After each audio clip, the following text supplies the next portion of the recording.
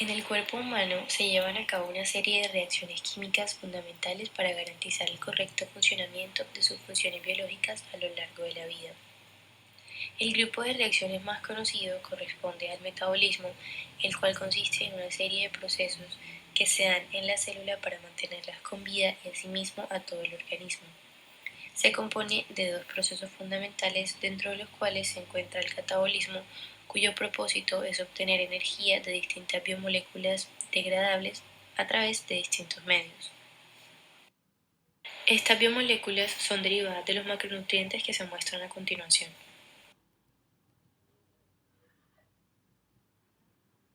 Los glúcidos, también conocidos como carbohidratos, son ingeridos en forma de almidón o azúcares y son la fuente primaria de energía de muchos seres vivos. El glúcido más importante se conoce como glucosa y suele ser el componente fundamental del proceso de respiración celular. Aunque los carbohidratos no son la única fuente de energía existente a disposición de la naturaleza. Las células pueden utilizar las proteínas para llevar a cabo la respiración celular, pero sin embargo estas tienen muy bajo rendimiento en la producción de energía. Las proteínas son biomoléculas compuestas por cadenas de aminoácidos que a su vez forman péptidos. Se sintetizan en los ribosomas y cumplen diversas funciones en el cuerpo, desde proveer musculatura y realizar actividad enzimática hasta el crecimiento del cabello. Por último, en este grupo de macronutrientes se encuentran los lípidos, que al igual que las proteínas y los glúcidos cumplen diversas funciones en los seres vivos. Aunque generalmente se les asocia con el sobrepeso, estas biomoléculas proveen la energía necesaria a distintos órganos, en particular al cerebro en diversas circunstancias como el ayuno o en individuos con diabetes. En situaciones de deficiencia de glucosa, el cuerpo utiliza como fuente de energía la grasa y forma cetonas que serán utilizadas como combustible. La respiración celular mencionada anteriormente es un proceso catabólico mediante el cual la célula obtiene la energía necesaria para su funcionamiento a partir del fraccionamiento de glucosa principalmente. Una vez el cuerpo ha consumido compuestos como azúcares y se ha llevado el proceso digestivo que permite llevar las moléculas en forma de nutrientes a la célula, se da comienzo al proceso de respiración que consta de tres fases: la glucólisis, el ciclo de Krebs y la cadena de transporte de electrones. En la glucólisis se lleva a cabo la oxidación de las moléculas de azúcar con ayuda del oxígeno que ha sido obtenido por inhalación y transportado por glóbulos rojos a las células. La consecuencia de este proceso es la obtención de dos moléculas de piruvato y ATP. En el ciclo de Krebs, una vez se ha obtenido el piruvato del proceso de glucólisis, en presencia de varias enzimas, se obtiene otra ganancia de energía en forma de ATP. Por último, en el proceso de cadena de transporte de electrones se da un intercambio en la membrana de las mitocondrias que permiten la fijación de moléculas como ADP para formar ATP.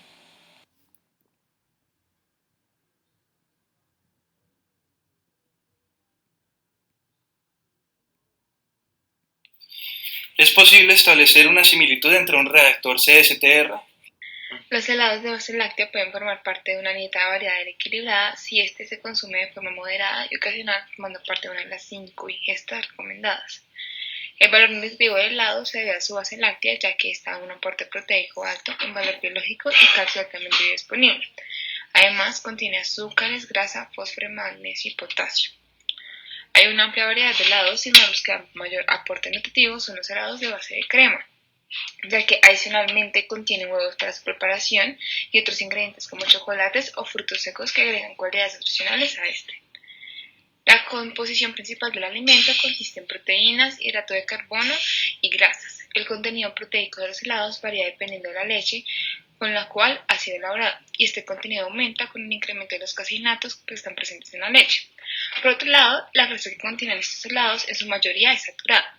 En los helados de leche y cremas es grasa láctea en un 60%. Sin embargo, si el helado tiene una cobertura de chocolate o frutos secos, se obtendrá un producto con mejor perfil lipídico, ya que se aumentan las proporciones de ácidos grasos monoinsaturados y poliinsaturados.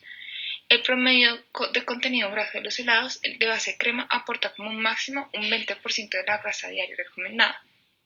Finalmente, el valor proteico de los helados de base láctea se debe primeramente a los azúcares presentes en ellos. Por ello, su consumo no debe ser en exceso.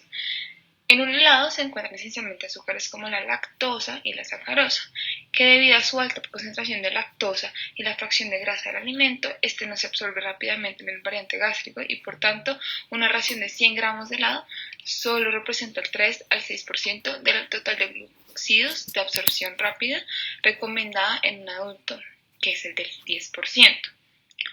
Finalmente, para nuestro proyecto usaremos una porción de 200 gramos de helado de crema, que esto equivale a 55 gramos de azúcar, 7 gramos de proteína y 30 gramos de grasa. El flujo de entrada al reactor representa la ingesta de alimentos que se transforman para ingresar a las células e iniciar la producción de energía, lo que representa el flujo de salida.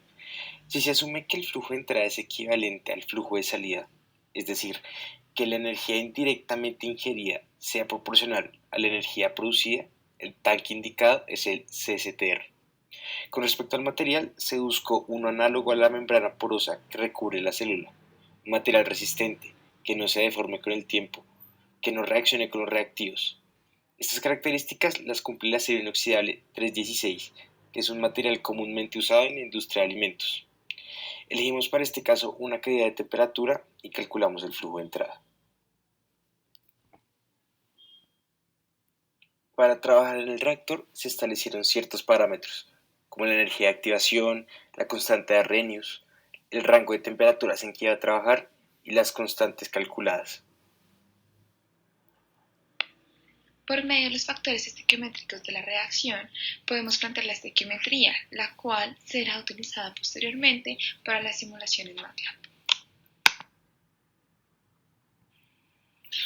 Bueno, en la parte de resultados y análisis se realizó la simulación pertinente con MATLAB con el fin de evaluar la conversión y la temperatura alcanzada por el reactor con un volumen de 4,189 litros. Se obtuvo la siguiente gráfica que ven. Nos dimos cuenta que la gráfica anterior no tiene ningún sentido físico y por tanto el diseño del reactor con las constantes establecidas anteriormente no son replicables. Entre las fuentes de error que se pueden resaltar, primeramente, encontramos que los procesos metabólicos son muchísimo más complejos e involucran otros procesos que afectan directa e indirectamente a la célula. En algunos casos no se tenía suficiente información y por temas de practicidad se supusieron algunos datos. Como venía mencionando anteriormente, esto hace que los cálculos no sean congruentes entre sí y por tanto se obtienen resultados que no son replicables. Adicionalmente, la temperatura habitual corporal, que oscila entre 35.5 grados Celsius y 37 grados Celsius, no es la temperatura a la que opera en totalidad la célula. Las mitocondrias funcionan como radiadores termostáticos aislados, o sea, como que una temperatura mayor que la de su entorno. Por ello, se obtiene un rango de temperatura de 36 grados Celsius a 50 grados Celsius. Con el fin de obtener resultados precisos, es necesario evaluar en un laboratorio un cultivo de células, para así evaluar su consumo de glucosa y hacer las aproximaciones en las velocidades de reacción y otros datos como las entalpías de reacción. Al igual, se necesita también hacer mediciones de calor de lo que desprenden las reacciones. A partir de la revisión bibliográfica previa y la simulación obtenida es posible realizar 4 conclusiones pertinentes. La primera está relacionada con la naturaleza de la simulación en sí. Aunque esta gráfica obtenida es no convencional para un reactor CSTR, es válido tener en cuenta que fue necesario realizar una serie de asunciones para poder simular de la manera más fiel posible el entorno de la célula. También cabe recordar que la obtención de distintos valores para los cálculos de la ecuación de diseño, la constante de cinética de reacción y el planteamiento de la velocidad de reacción salieron de diversas fuentes, por lo cual puede haber diferencias entre sí que ayuden a aumentar la discrepancia un poco de estos valores. Sin embargo, esta gráfica es muy fiel al planteamiento de que las células son muy eficaces a la hora de obtener la mayor cantidad de energía posible de las biomoléculas ingeridas, resultando en altas tasas de conversión. La segunda conclusión tiene que ver con la reciprocidad entre la temperatura y la cinética de reacción. Como se puede ver, la constante cambia casi en un orden de magnitud en un aumento de solo 13 grados de temperatura. lo cual confirma pues, la existencia de una relación entre la constante K y la temperatura.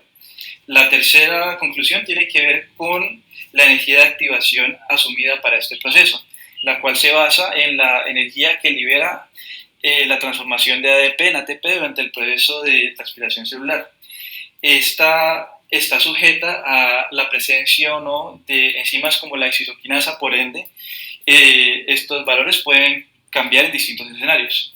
Finalmente, como respuesta a la pregunta, ¿qué es la grasa que quemamos cuando hacemos ejercicio? Es muy importante resaltar que cuando hacemos ejercicio la ingesta de oxígeno aumenta en el cuerpo. Por ende, ante la necesidad de obtener energía, la reacción de respiración se lleva a cabo de manera más intensa.